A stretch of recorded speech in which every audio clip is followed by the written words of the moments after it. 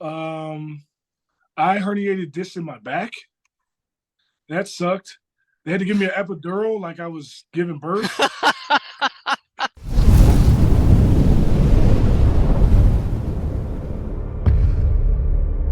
What's going on, wrestling fans? It is I, Steve Fall, and welcome to 10 Count right here on Wrestling News Co. On today's edition, I am talking to a man who's doing so much around the holiday season. It might be Santa. It's AJ Francis. How are you doing today? Hey, yeah, man. Black Santa, backdoor Santa, whatever you want to call me, I'm here. You know what I'm saying? But it's good times. We doing my canned food drive at the University of Maryland tomorrow. Go Terps. Maryland's taking on the Michigan Wolverines, #2 ranked Michigan Wolverines. Um, you know, and I'm doing my 7th annual canned food drive where people can bring canned goods, diapers, baby wipes, baby formula, chips, anything that you think that they could use at the shelter of Sarah's house. Most of the people in the shelter are kids or moms with their kids. So I try to give back. It's part of my community. It's right where I grew up. It's 5 minutes from where my grandmother still lives. It's right down the street from where my dad used to be the high school football coach. So like I'm in my dad's office right now. It is my jersey from I was gonna say, that's mine. I think he likes you. I think he's proud Yeah, of you. yeah, he might be. He might be. He might be. You know what else he's proud of? Watch this. Right next to the jersey of mine that he has posted, he has a signed Mark Ah. Henry picture. It's like, oh, my wedding day. Oh, my son's jersey. Mark Henry. Mark Henry. Yeah, it's funny because like my dad grew up. It's so funny because like Mark and my dad are so alike, and they actually look alike now that Mark has shaved his head. My dad's always had the bald head since I knew him, but now that Mark shaved his head, they look so alike. And my dad's always been a fan of him because, growing up, my dad, one of his favorite movies was Coming to America, and everybody knows in Coming to America, it's Randy Watson and sexual chocolate, right? That's the whole thing. So like he would always call himself sexual chocolate. My dad would, right? But then obviously years later, Mark Henry makes sexual chocolate famous again. You know what I'm saying? So like he always loved Mark Henry. So then like one day my dad was going to his friends with a guy who runs a lot of wrestling signings, conventions, and things like that. So like whenever they're in town in Baltimore, my dad goes, and so like my dad's like, I'm gonna go meet Mark Henry today. He's there, and I'm like, oh, cool. Like mind you, me and Mark are like friends, right? Yeah. Like ever since I did Most Wanted Treasures with him, me and Mark are like homeboys. So like I tell Mark, I'm like, yo, my dad's coming. Like, make sure he's coming really to see you. So like, make sure you see him, say what's up. Da, da, da. And a lot of people say me and my dad sound alike, right? So Mark hits me up. He was like, "But man, I thought you was here. I heard your dad talking. I looked around. I was looking for you. It wasn't until I realized it was your dad." And then they hit it off. They went out to eat. Now they're friends too. But it's like, yeah, Mark Henry and my dad are like the funniest twin brothers, but not brother buddy cop movie ever. Now, did your dad have to wait in line? You know, when the lines usually go in to meet a wrestler, there's a long line. Did your dad wait, or did he like somehow sneak in front? So my dad was in line, but then when Mark heard his voice, he told him to come up Oh, because he okay. literally was like, and Mark was like, "Yo, I heard your dad's voice and I thought you were here, and I started looking around for you." That's what he said. Well, how nice of Mark to let your dad cut the line. Yeah. What Those a are guy! long. Those What a those are guy! long sometimes. Especially for a guy like Mark. Yeah, no kidding, right? And have you always been so in tune with your community? Because 7th annual canned food drive. So obviously, this is part of your who you are. Yeah, it is. It is. And I was doing the Camp Food Drive before it was my event. So I've been doing it longer than 7 years. My dad has had me working with Sarah's House since I was a high school kid. My dad's really big on giving back to the community. He has been my whole life. And it instilled that in me. And it's also like Sarah's House means a lot to me. I've known people that have had to live in Sarah's house. Like I've had friends that had to live in Sarah's house. Um, I've had family members that have had to live in Sarah's house. So it's like these people are down on their luck, but they're not bad people. They're just in a bad situation. And when I can use my platform, my voice to make their lives easier there, then that's what I'm going to do. Because to me, there is nothing more fulfilling than giving back to the people that deserve it most. Like, I've done everything, man. I played in the NFL. I wrestled in WWE. Like, I've had, how many other people can say that they've worked in Jerryland, in Dallas, and the Garden? Like, that's a short list of people. You know what I'm saying? Like, so like I really don't know who else would be on that list if I'm being completely real with you. Like, Off the top of my head, I can't think Pat of. McAfee. Maybe, yeah. Pat, you know, Pat McAfee is an anomaly though. So Yeah, you know what I'm saying? Like, but that's, the list is short, right? So it's like, so like I've done everything, right? But like, to me, being able to give back to these kids, man, that means more to me, because like I have done a lot of things because of my God-given gifts. If I was the same football player, but I was 5'11" instead of being 6'5", I wouldn't have had the same career. You know what I'm saying? Like, if I was the same football player and I was 250 instead of 330, I wouldn't have had the same career.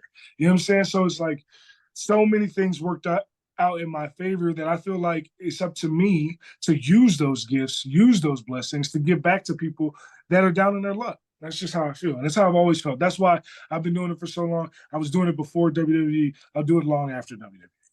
I'm so happy for you, because obviously using your platform to help others, you know, for so many people out there who have a voice and they don't use it to help, you're obviously doing the work that you believe is true and what's great, especially around the holiday season.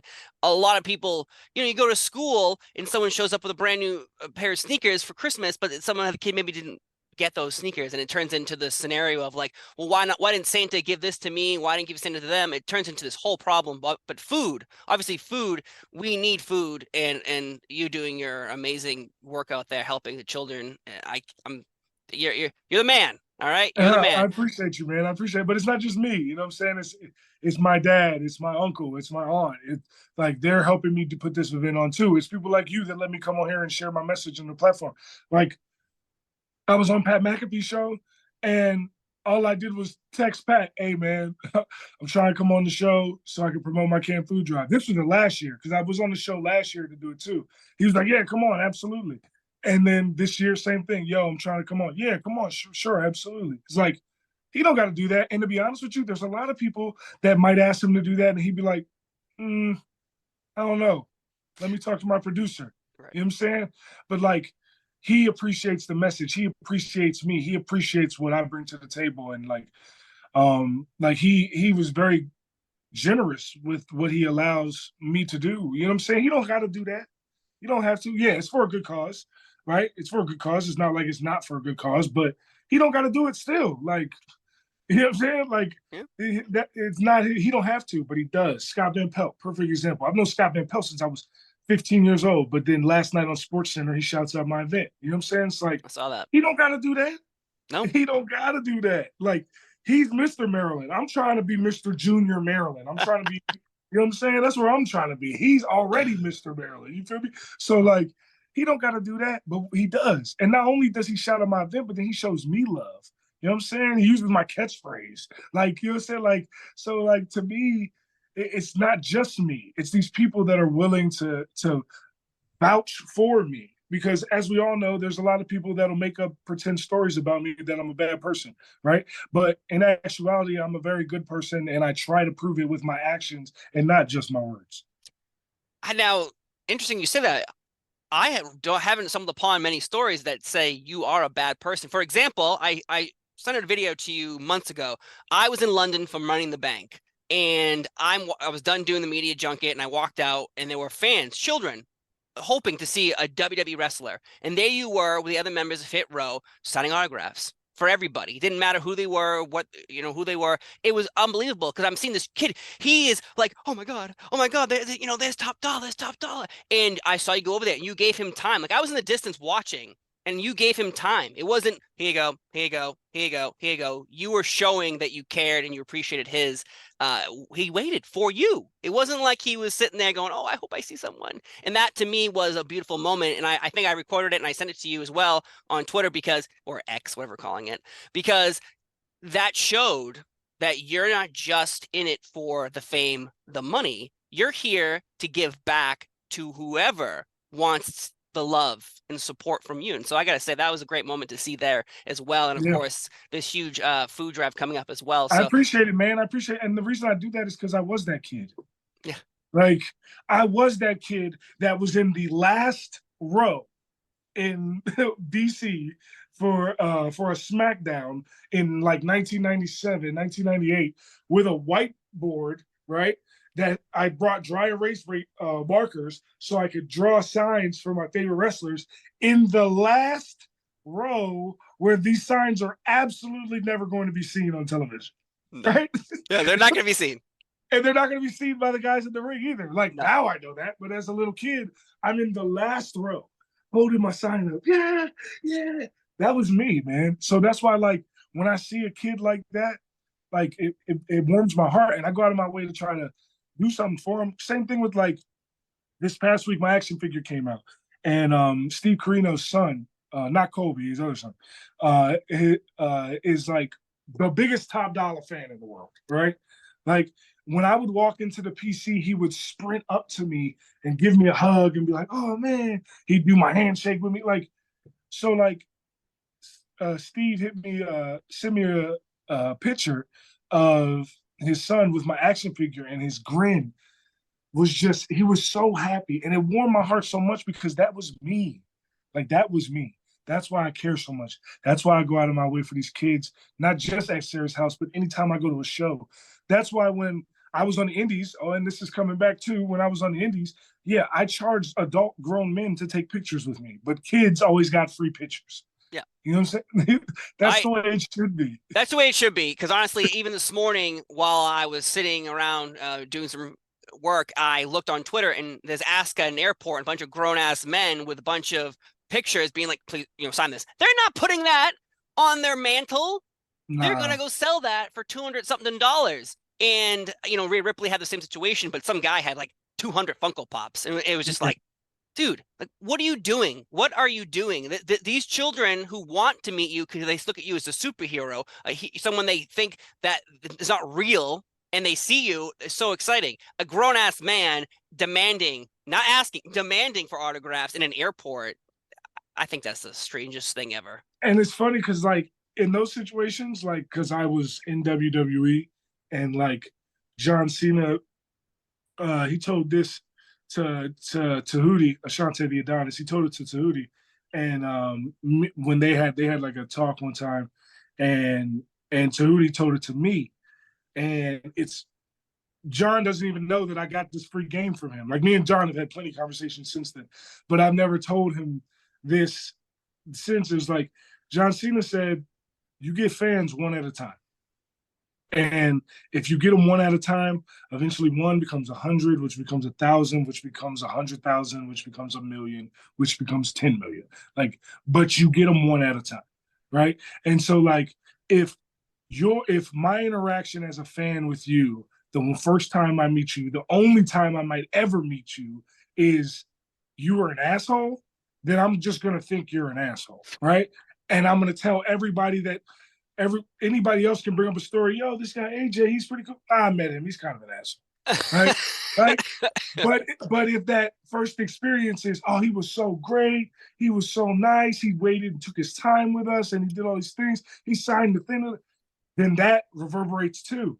Now, when they tell that story, 4 people hear that. Then those 4 people tell that story, and then it gets bigger and bigger. And now all of a sudden, people are like, oh wow, that guy AJ, he's a really good guy. But it all started from a personal one-on-one interaction, right? And that's why I go out of my way, because I understand what this is. I've been blessed with the opportunity to do the things that I do. You know what I'm saying? Like, there's a lot of people that would love to have the life that I live. I turn around, I see behind you and can tell that you would love to be Top Dollar, right? Well, like, of course. I do. Lucky for me, though, I get to travel around the world covering professional wrestling. Yes. But yes, this is some childhood memories. This is some things purchased, but yes. Yes, but I get it. But what I'm saying is, like, you're not alone. There's a lot of people that would love to wrestle in WWE. That was I mean, you know what I'm saying? But, like, they didn't get the opportunity, or they never get the opportunity. You know what I'm saying? So when they have someone that they're a fan of and they get a chance to meet them, you got to be that person that they think that you are, right? No matter how shitty your day is, I've signed autographs for fans in the bathroom at 5 o'clock in the morning, right? Right? To the point that I was like, yo, let me wash my hands first, right? Like, but that's what I'm here to do. Like, I'm here on this earth to, like, the reason why my camp food drive is going to be so successful and why so many people go out of their way to try to help me promote the idea of it and the actual event, like you, like Scott Van Pelt, like Pat McAfee, like all these people I did all the work with so far, is because of the personal relationship that they have from meeting me as a person, right? So, like, I'm not this person that thinks that he's above everybody else. I want to make everything around me better. That's the company I work for, right? That's the house that I live in. That's the community I'm a part of, right? That's everything. And that's why I do this camp food drive too. Well, I'm so excited for that. If I could ask you a couple wrestling questions as well, if you have time. Yeah, that's cool. First off, where's the strangest place you've ever wrestled? I wrestled at a place called Jenny Springs. Jenny Springs is a public park in Florida, right? But it was during a party on an inflatable with fire breathers and strippers all around, and a live crowd to boot of drunk idiots partying for Memorial Day. So that would probably be the strangest place that I've wrestled, because I've wrestled in some bars. Like, I was doing bar wrestling before that was like a thing. Like, I used to I went on this tour with my buddy Mike Busey, and he had this like variety show. And like my act it was like 10 acts. And my act was I would come out, I would perform the first verse of my single, which was also my entrance music for wrestling, right? So I'd perform the first verse, and I would be like, thanks for coming to the show. It's going to be a great time. Da, da, da. And we'd have a plant in the crowd who was a wrestler, right? Or sometimes it was like just somebody famous in wrestling, like Frank the Clown was one time. Oh, wow. Plant, you know what I'm saying? Yeah. So, like, and they'd be like, you suck. And I'd be like, who said that? So then I'd like go in the crowd and be like, what you got to say, huh? Yeah, that's what I thought. You ain't got nothing to say. And they'd like back down. And then I'd turn around and they'd like hit me in the head with their drink, right? Huh. Right? And then now I turn around and I'm on them. Da, da, da. And it takes people like a minute to a minute and a half into the fight to realize this is like a wrestling match, right? Yeah. But at that point, they're already invested, right? So yeah. you already got them. So then I do the match, but we finished it. It'd be like 5 minutes long, 10 minutes at the most, depending on who I was with. One of the people I worked was actually Joe Alonzo. I worked him one time doing the same exact thing. Yeah, crazy, right? This is real thing. And then I would go back, I'd win, and then I'd do my second verse of the song with people like, yeah, because now, like, if they'd never heard my song before that, right? They like were like, this is a cool song, but like, I don't know you. I'm not really invested in you as a performer yet. You got to win me over. Then I do the wrestling match in the middle of the bar or the club, right? And then afterwards, they're like my biggest fans. They're like, oh, like, right? Because you just won them over with a wrestling match, right? So like, that was definitely, those are the two weirdest, wildest places for sure. Well, I think you're winning the war on strangest places, because some people have said some crazy places, but you're doing well. You know, I interviewed Gunther yesterday. He talked about how he wrestled and someone were all in costumes, and one guy was the butcher, and he brought out ground beef, and then everyone's wrestling on the ground beef and falling and slipping. And I was like, and he's like, this is where Gunther was actually like, this is where I decided, like, I don't know if I want to do this for a living. That's when he was like, you know what? I'm here for just the wrestling and nothing else. No, I don't want the ground sacred, beef. Damn it. Yeah. The ring is sacred. I don't want any ground beef in my sacred ring. Though, you know, so many things have been happening with Michael Cole, but do you ever think Bayley and Michael Cole will actually wrestle? I know you and Michael Cole might have had something going on, but do you ever think Bayley and Michael Cole will wrestle? They should. They should wrestle. I mean, it'll draw.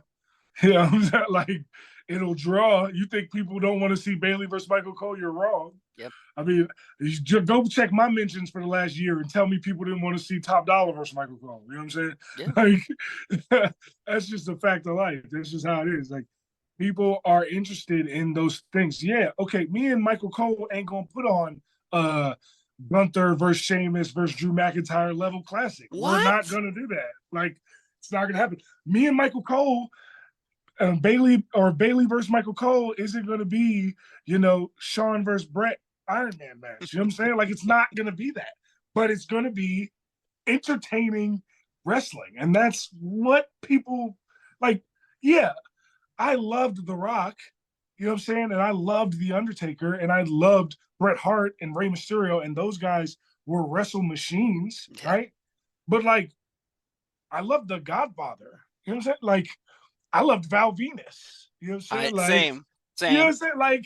Like, I loved characters. Goldust, obviously he can wrestle too, but, like, the ambiguous character of Goldust in the 90s. I was like a little kid and I didn't really understand what was happening to the extent that I do now, obviously, as a grown man.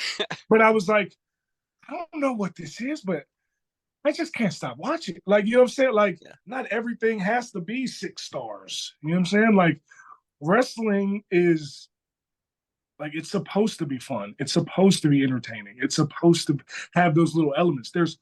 Why do you think R-Truth is never going to leave WWE? Like, who's also ageless. He's like a wizard of some sort. R-Truth is great, man. R-Truth can go out and work a 20-minute match if he wanted to with anybody on the card, but that's not what R-Truth is there for. No. R-Truth is there to pop the crowd, to make people laugh, to have everybody feel a good time. You know what I'm saying? Like, that's his role. You know what I'm saying? Like, that was a role that I would love to play too. Like, that's why I wanted to face Cole. That's why me and Cole had these conversations. But Cole versus Bayley, man, book it. He been working that feud versus Bayley longer than he was working it versus me. So I'll tell you, book it. Put it as the first intergender match on WrestleMania. Cole versus Bayley. Yeah. I think, honestly, But Cole can't go over then. If Cole no, Bayley, he can't go over. Gotta go. No. Of course. Bayley's got to go. Cole can go over on Lawler. Cole can go over on Top Dollar, but Cole can't go over on Bayley. Just no. That storyline is longer than the Bloodline, honestly. Yeah. So, think about that. If they were Bloodline. No. Cole versus Bayley is what bringing the numbers. Main event night 1 in Philly. Cole versus Bayley. Book it. I love it. I love it so much. And so in wrestling, it's not ballet. What's the worst injury you've ever had?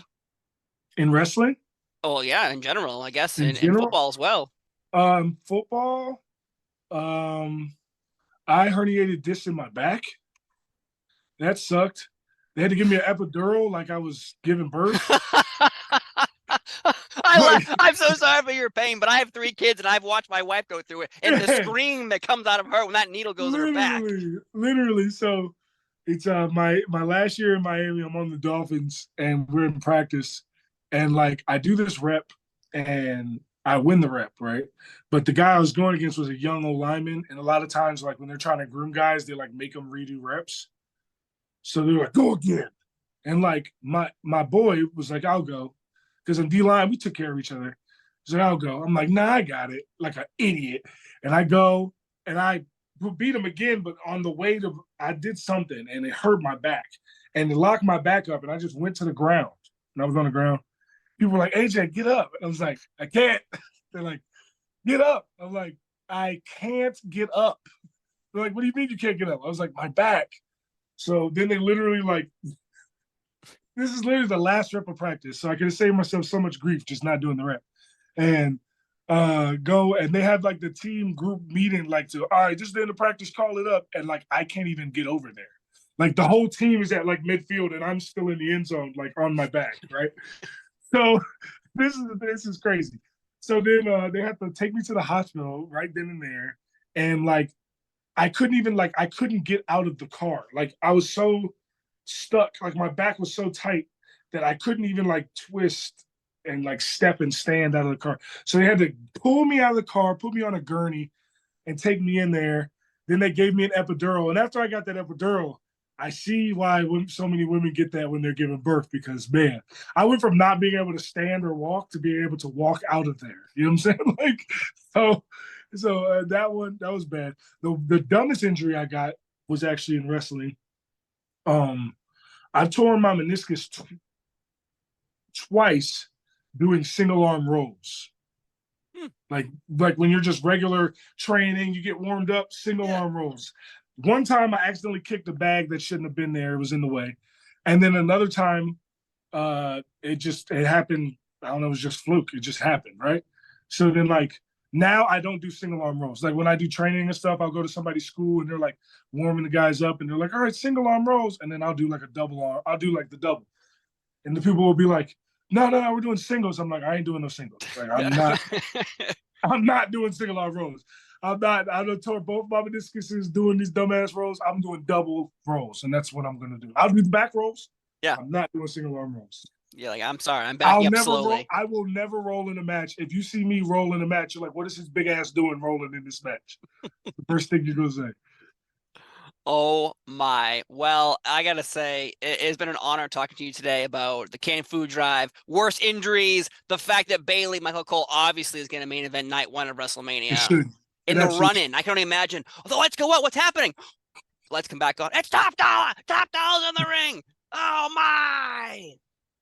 That's gonna be next. Yeah, I would love to show up to help Bayley beat Cole. That would be amazing. That'd be amazing. Go back to like the old ECW days. You have like the biker helmet on and the big black trench coat. Who is it?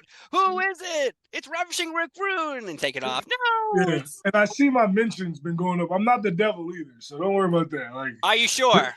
I'm positive. Are you sure? If you've seen the devil, man, the devil don't got no belly. You know what I'm saying? Like, let alone the height. But let's throw the height out the window. The devil ain't got no belly, man. I got a belly, man. I can't be. Come on, bro. It's not me. So you're also going to dress up as CM Punk and show up at Survivor Series? I mean, if the check's right, I'll definitely dress up as CM Punk. Pepsi tattoo and all? Oh, I'll get a Pepsi. I mean, I can't get a Pepsi tattoo there because I already tattooed. But I'll get a Pepsi tattoo on my knee, right? For the go-to-sleep knee, for sure. That's all the internet right now is going with is CM Punk. Will he be at Survivor Series or is he the AEW devil, even though, some things happen there? So it's all up in the air. Since we're here for 1 second, then we'll let you wrap it up. CM Punk, is he going to be at Survivor Series? Hell if I know. I mean, I'm sure it'll draw. It's in Chicago, right? So, if there's anywhere Punk could show up and it would get a massive reaction, it would be in Chicago. But one thing I learned in my time in WWE is don't nobody know nothing. Like nobody knows what's happening week to week on the shows. Well, let me rephrase. None of the talent know. You know what I'm saying? Week to week on the shows. Like every once in a while, I mean, obviously Roman knows. Roman's going to know. They're going to keep Roman in the loop. Roman is the guy. He's the reason the company's doing so well right now. You know what I'm saying? So he knows. But 99% of the roster don't know what they're doing next week, let alone at Survivor Series. So, you know what I'm saying? So I don't know. I would have no idea if he's coming. But if they're going to do it, Chicago would be a good place. Yeah. It would be a good place. So, all in all, we'll see what happens. But we know you just confirmed it. You are the devil, though. You said you weren't. So that means you are the devil. So have you ever danced with the devil in the pale moonlight? There you go. Maybe it's Jack Nicholson. Hey, maybe. I don't think he has the movement to be able to do what I've seen on TV. But you never know. He could, he could get an epidural and just be dancing around like you were. Epidural, baby. You out there. I'm telling you. I don't recommend getting epidurals, but I'm telling you, when you get one, it changes your perspective on a lot of things. Yes. I've had front row seats for my wife giving birth to 3 children, so I know what it's like. Team epidural. I got you. Team epidural all the way, folks. All the way. This is a weird conversation, but all I got to say is thank you so much for being here, talking about your canned food drive. Again, it's happening November 18th, 7th annual. You've been doing this forever, and I hope you continue doing it forever. I appreciate your time. And last time I talked to you, your dog was snoring. This time, no one's snoring. So we're all good here. Again, thanks for being here. Hopefully next time I won't be snoring. You know what I'm saying? Yeah, hopefully. Maybe we can meet up and and no one's snoring. We just do the interview in the bed like that girl Bobby and Drake. You know what I'm saying? Listen, I'm not against getting to bed with you. I mean, what happened? Anyways, what was that, honey? I gotta go. We'll see you next time. Bye-bye. Peace.